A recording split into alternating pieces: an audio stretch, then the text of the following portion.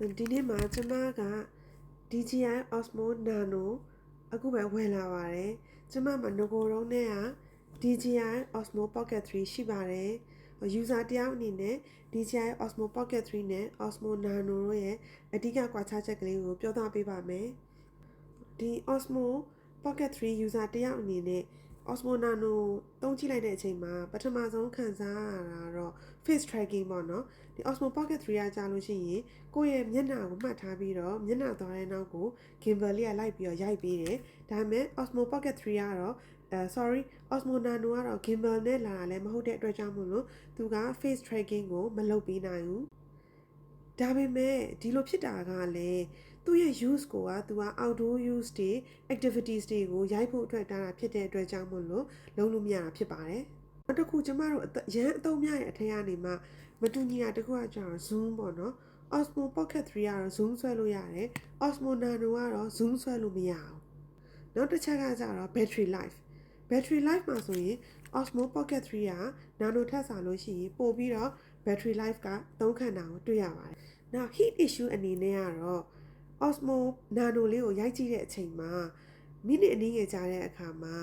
အပူချိန်တက်လာတာကိုတွေ့ရပါတယ်ပူလာတယ်ပေါ့နော်ပြီးတော့အရန်ပူတဲ့အခန်းထဲမှာ weather ကလည်းအရန်ပူနေတယ်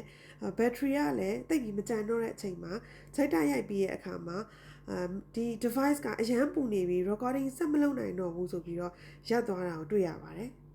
video quality အနေနဲ့ကတော့ကျမရဲ့ personal experience အနေနဲ့ဆိုလို့ရှိရင် Osmo Pocket 3လေးရဲ့ quality ကိုပိုကြိုက်ပါတယ် low light တွေမှာဆိုလို့ရှိရင်လည်း Osmo Pocket 3ကပိုပြီးတော့လုံနိုင်ပါတယ် Osmo Nano လေးကတော့ low light မှာပုံ quality တိတ်ပြီးတော့မကောင်းပါဘူး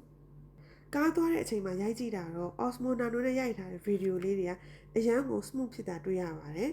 နောက်တစ်ခုကကြတော့ကားထဲမှာရှိနေတော့မှာ video ရိုက်တဲ့အချိန်မှာဒီ Osmo Pocket 3နဲ့ကကြတော့ဒီလိုမျိုး၃ချောင်းတောက်ကလေးနဲ့ထောင်ရတဲ့အချိန်မှာ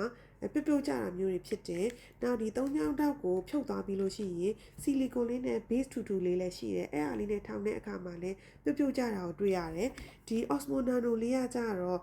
သူ့ရဲ့ကားအရှိမှန်မှာကတ်ထားပြီးလို့ရှိရင်ကိုပြန်ပြီးရိုက်လို့ရတဲ့အတွက်ကြောင့်မို့လို့ပို့ပြီးတော့တင့်တော်ပါတယ်။နောက်ပြီးတော့သူ့မှာ white ကိုလည်းချိန်လို့ရတယ် normal လိုချင်လား white lens လိုချင်လားတော်တော်ကြီးကို white ဖြစ်တာကိုလိုချင်လားဆိုတာကိုလည်းချိန်လို့ရပါတယ်အရန်ကို white ဖြစ်တာလိုချင်တယ်ဆိုရင်တော့နောက်က background ကြီးအများကြီးပါပါတယ်ဒါပေမဲ့ဒီလိုမျိုး vertical မှာဆိုလို့ရှိရင်ကွေးသွားတာလေးပါလေးတွေကတော့ပို့ပြီးတော့ကွေးပါတယ်natural look ပဲရချင်တဲ့ white ကိုသုံးရမယ့် setting လည်းပါပါတယ်ဒါမှမဟုတ်လို့ရှိရင်လုံးဝ normal အနေနဲ့ပဲထားမယ်ဆိုတဲ့ setting လည်းပါပါတယ် DJI ရဲ့ Osmo Nano နဲ့ Osmo Pocket 3တို့ရဲ့အဓိကကွာခြားချက်တွေကိုပြောသွားတာဖြစ်ပါတယ်ဘယ်ဟာကိုရွေးချယ်ဝယ်ယူရမလဲဆိုတာကိုစိတ်ဝင်စားနေတဲ့သူတွေအတွက်လည်းအကျိုးရှိမယ်လို့မျှော်လင့်ပါတယ်